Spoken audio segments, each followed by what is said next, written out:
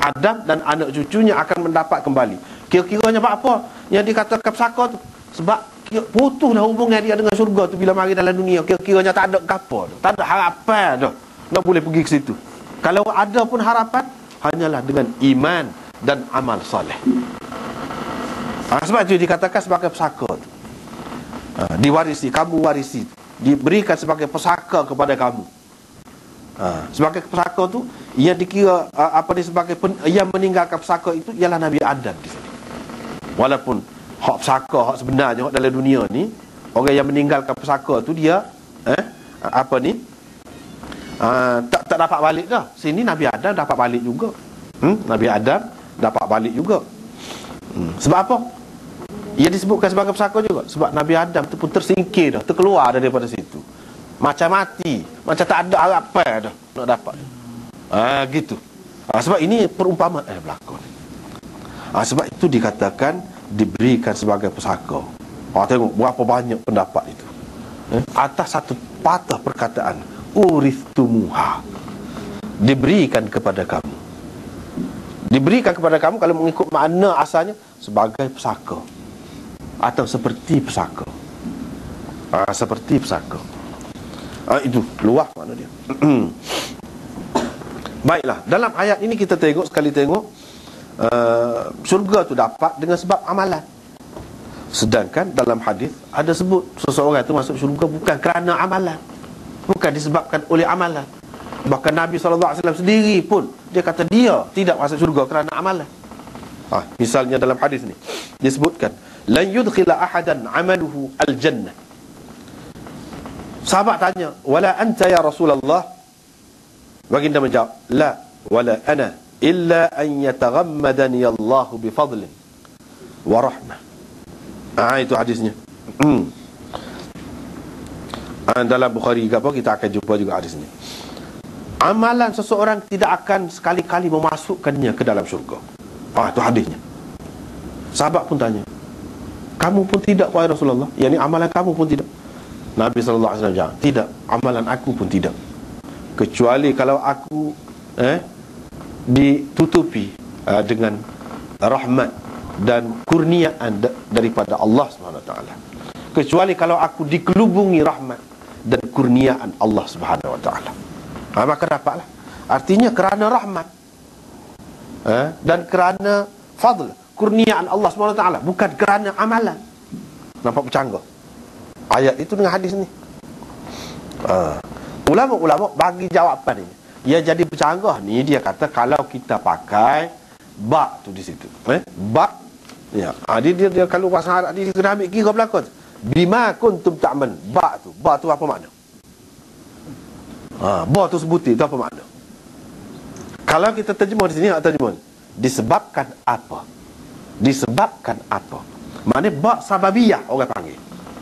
Kalau kita pakai ba dengan makna ba sababiyah, memanglah bercanggah.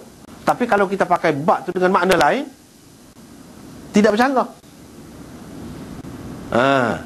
Mana sebab nak ada musabab, dia kena ada sebab. Terhenti musabab itu di atas sebab. Mana kalau tak ada amalan ni, kira-kiranya tak boleh langsung dah syurga ni. Nak ada syurga tu, boleh masuk syurga tu, mesti kena ada amalan. Gitu kah? Kalau tengok kepada hadis ni, dia kata tidak gitu. Nampak ada percanggahan.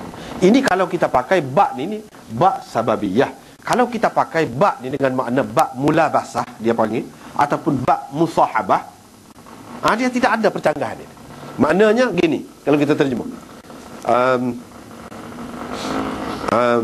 itulah syurga yang telah diberikan kepada kamu di samping apa yang telah kamu, di samping, bersama-sama dengan apa yang telah kamu amalkan. Di samping. Itu makna musahabah. Di samping amalan yang kamu kerjakan. Mana hak tu bukan utama, tidak terhenti atas amalan tu. Hak sebenar masuk syurga tu kerana rahmat dan kurniaan Allah SWT. Tetapi di samping amalan. Mana amalan itu bukan tak ada apa-apa maknanya. Ada makna di samping hak tu. Itu makna kalau kita pakai ba musahabah dan ba mulabasah. Satu lagi boleh kita pakai ba dengan makna ba iwad ataupun muqabalah. Dalam bahasa Arab tu dia ambil kira tu. Sebab itulah tadi kan, kita salah satu terjemah sebagai balasan, sebagai ganjaran. Itulah syurga yang telah diberikan kepada kamu sebagai ganjaran kepada apa yang telah kamu amalkan. Kalau sebagai ganjaran itu orang panggil ba'iwab, jadi sebagai ganti, sebagai balasan, muqabalah, sebagai ganti, sebagai balasan, sebagai ganjaran kepada apa yang kamu lakukan. Yang ni supaya kamu tidak berasa sia-sia apa yang kamu buat selama ini. Itulah balasannya. Kalau nak kira balasan tu padan kau dengan amalan kamu, sikit sangat amalan kamu, tak padan.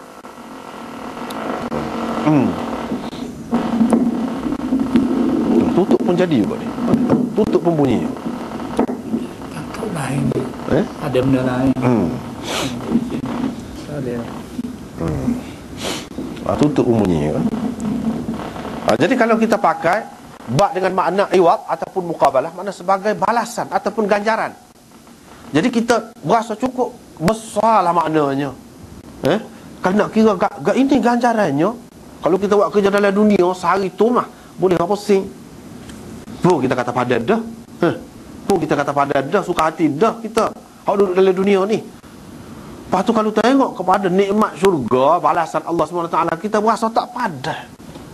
Tiba-tiba pagi juga, ni bukan kerana balasan atas amalan ni, ada benda lain. Itulah yang dikatakan rahmat dan fadal ataupun kurniaan Allah Subhanahu Wa Taala. Di situlah terasa besarnya rahmat Allah Subhanahu Wa Taala. Kalau nak kira dengan amalan kita, tak ada. Kita nak dunia ni pun tak berhenti buat kerja. Jak muda sampai ketua. Boleh gapo sangat.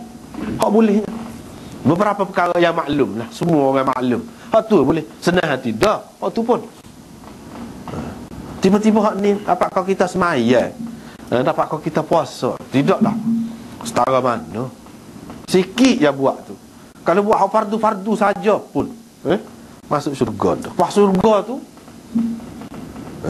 orang tak boleh nak banding. Tak boleh nak banding. Sehingganya kalau sesuatu saja hak syurga tu mari dalam dunia ni, jadi hilang berlaku hak lain. Hilang berlaku hak lain. Dah kain kelubur orang dalam syurga tu, kain kelubur saja kalau perempuan di dalam hadis Bukhari ni sebut. Nasif dia panggil, nasif ni kain kelubur ni saja lebih mahal lagi, lebih bernilai lagi daripada dunia dan segala isinya. Kain kelubur ni. Bahala ke mana dah? Bukan sebidang tanah. Masih bakar lagi. Bukan sebidang tanah. Bukan apa nama ni 10,000. Tak. Dunia dan segala isinya. Pas mahal-mahal dalam dunia ni kayak kelubur setara mana sangat. Sapu tangan. Sapu tangan orang lebih baik daripada dunia dan segala isinya. Awak duduk gambarkan dalam hadis tu, bangunan dia satu bata emas, satu bata perak, pasir dia ni mata permata, mutiara, tanah dia ni kasturi. Lebih mana hak dia banding tu pun hak manusia tahu sebagai hak paling baik lah dari segi baunya. Tu lepas tu dalam hadis disebutkan muziknya, sebab manusia nak benda tu kan. Manusia nak, itu menjadi idaman manusia yang menghiburkan dia. Jadi apa ni, pokok kayunya apabila berangi tu bunyi macam-macam pula muzik. Situ seronok. Nak balik apa, nak beli lagu mana dengan amalan kita tu tak boleh. Situlah tepat hadis ni. Tepat hadis ni.